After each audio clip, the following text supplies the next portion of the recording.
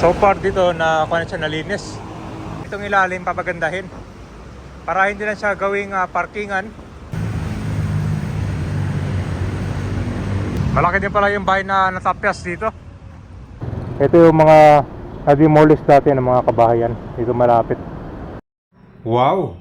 Sobrang dami ng mga sasakyan dumadaan dito. Ito po yung expressway connecting NLEX at saka SLEX. Ito yung mga umiiwas sa EDSA, C5 at ibang major roads dito sa Metro Manila. Ngayon naman mahigit ilang taon na yung nakalipas, meron pang ginagawang ramp dito at marami na rin mga bahay ang na-demolish. Ngayon dito naman sa ilalim, meron na din gagawing Plaza Azul redevelopment. Kasi madalas nadadaanan ko to, nakabakant lang siya. Akala ko para na siyang parkingan.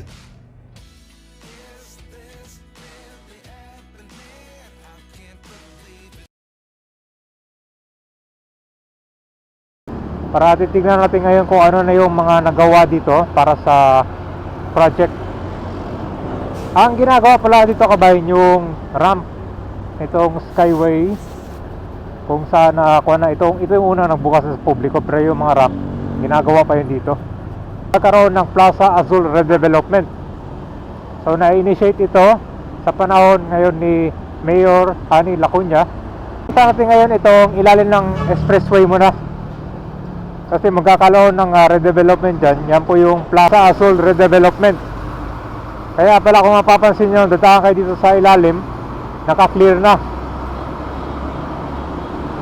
Okay, tara, akit tayo dito sa footbridge. So para ito siya, buo pa.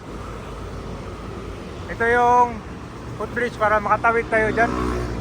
So far dito na kuha na siya nalinis. Dati kasi puno ng mga basura dito.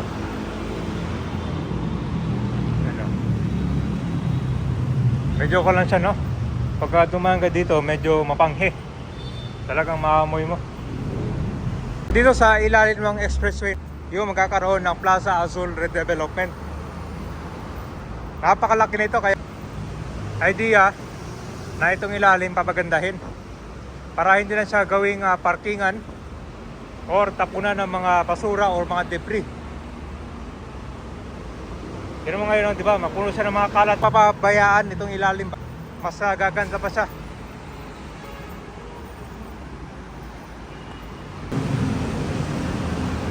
Yan, kapag napabayaan to, tingnan mo yung poste ng skyway, oh.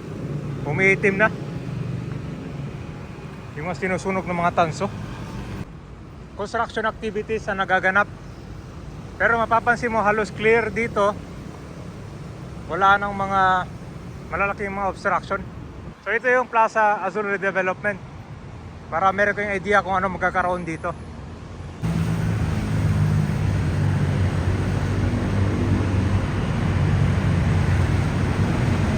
Ito yung mga meron. Ang dami, oh. Mga sports. Meron pang fountain. Malapit na matapos yung 2025. Pero hopefully sana mag-start na to, no, bago magka 2025. Kasi malaking project to.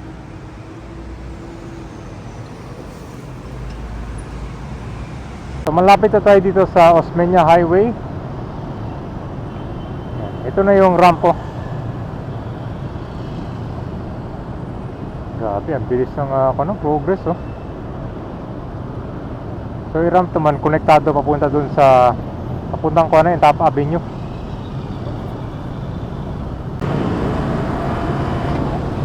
Grabe, ang dami na mga dito, no? Mga pasikot-sikot to, daanan ng expressway, oh, ramp.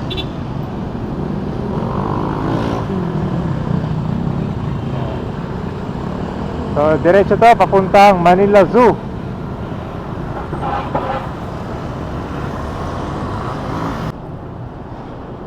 Tingnan natin sa dulo, ha.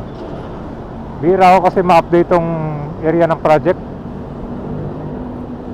So ito na yung ramp, itong skyway. Meron itong exit diretso papunta sa Top Avenue hanggang sa Manila Bay. Ang bilis ng progress ng construction dito. Ito naman yung Estero de Paco. So tingnan natin ngayon, ha.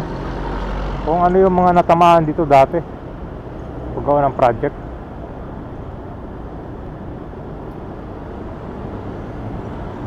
Kung makikita mo sa aerial view, napakadami mga bahay dito, no? Nakikita mo tong nabaw na rebarkation. Ito yung mga na-demolish dati ng mga kabahayan dito malapit. So mukhang meron pang gagawing construction nandito.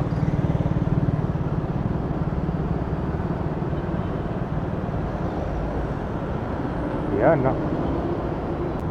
Mukhang magkakaroon pa dito ng ramp. Hindi pala yung bahay na natapyas dito.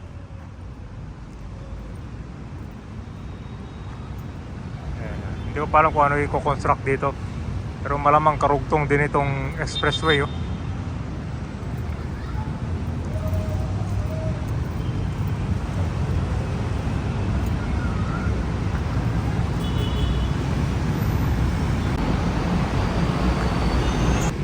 Kung ka ba, dito yung rampahan niya, oh, na gagawin.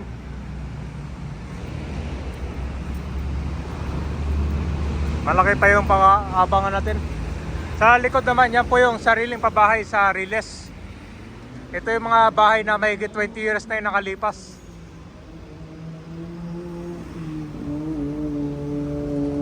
Dito sa ilalim, napaka-traffic niyan, lalo na pag rush hour. Dito sa intersection.